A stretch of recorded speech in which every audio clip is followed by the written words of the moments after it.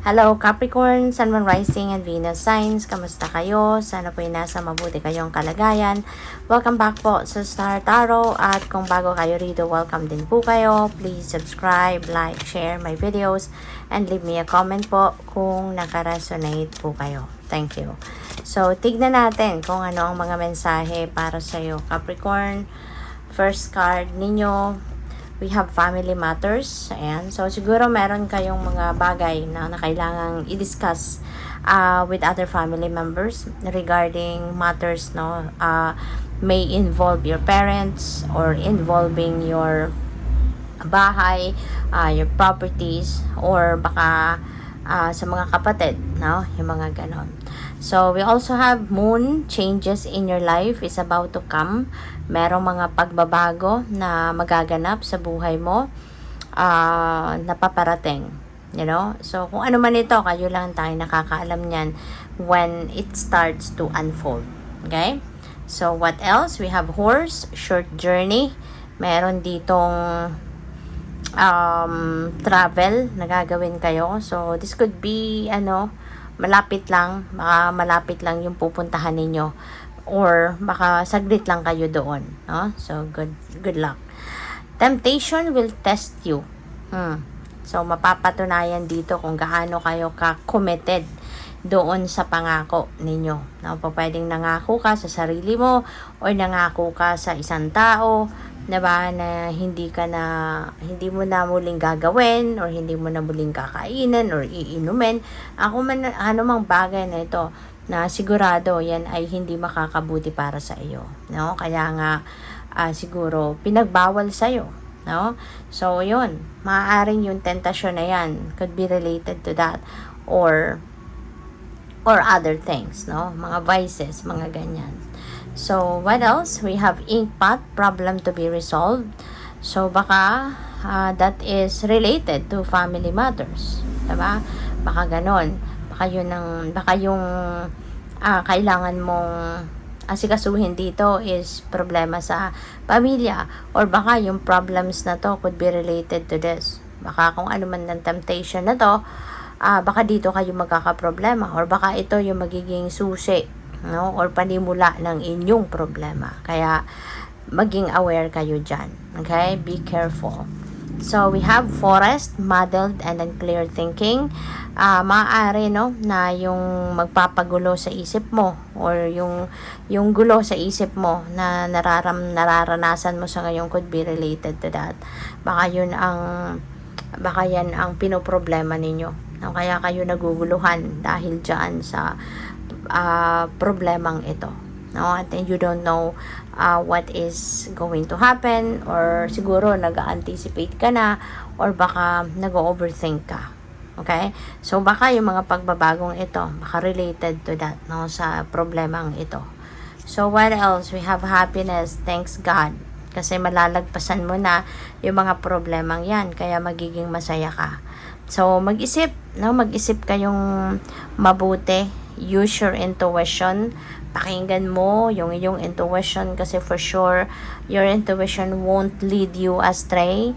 Dadalhin ka ng mensaheng yan ng Divine Universe sa tamang daan. It will definitely lead you to the right path.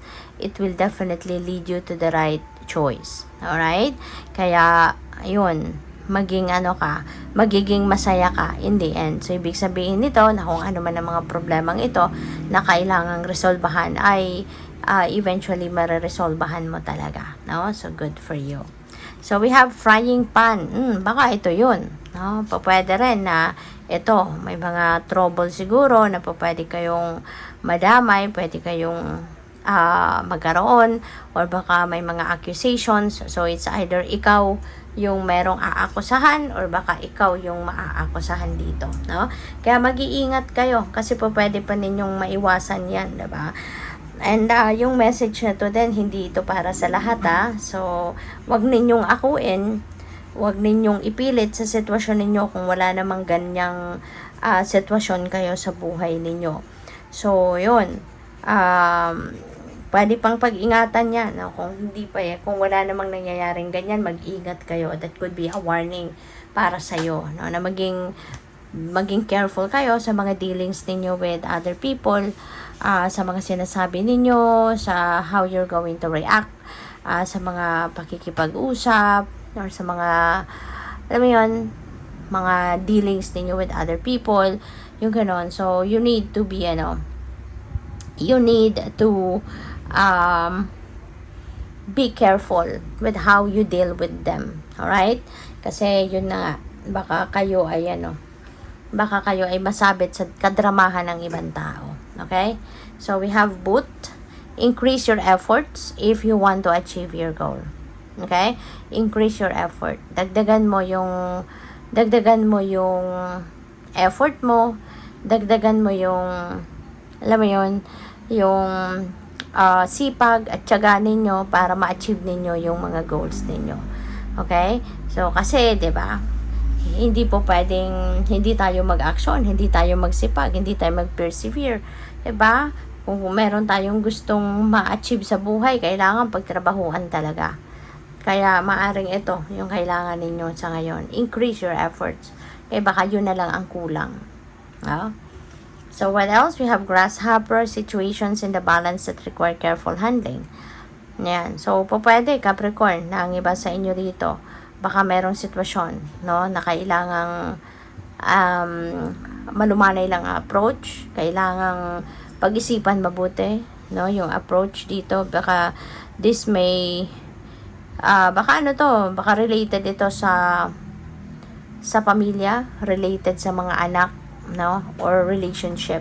Pwedeng ganon, na kailangan pag-isipan mabuti before na ibuka yung bibig ninyo, di ba? Before you say anything, kailangan na pinag-isipan mo ng mabuti. Kasi kapag minsan nasabi na natin ng mga salita, hindi na natin mababawi yun, hindi ba? Kung nakasakit ka na ng damdamin ng iba, may naakusahan ka na, so papaano pa? Mahirap nang bawiin, di ba? Kaya kung ano man ang sitwasyon na to, kailangan balanse, no? Balanse ang pagtingin mo sa lahat. At maging maingat sa pagre-react, maging maingat sa pagdedesisyon. So, we have teapot, deep friendship with someone of the same sex. Ayan, so siguro meron kang kaibigan sa ngayon na mapapatunayan mo na siya'y talagang tunay na kaibigan. Kasi maaari na sa ngayon, makikita mo kung gaano siya ka-concern sa'yo, yung pagdamay niya sa'yo, nandiyan dyan. As in, magpaparamdam siya ng tunay, no?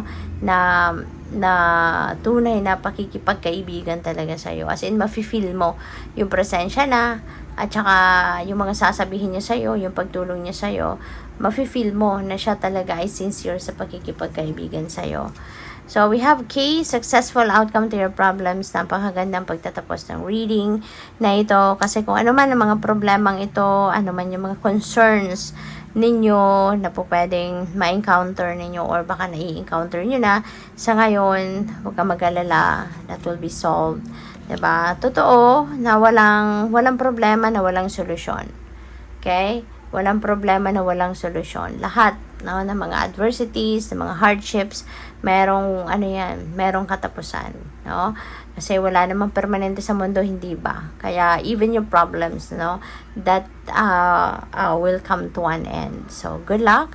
Thank you for watching. Love and light. Namaste.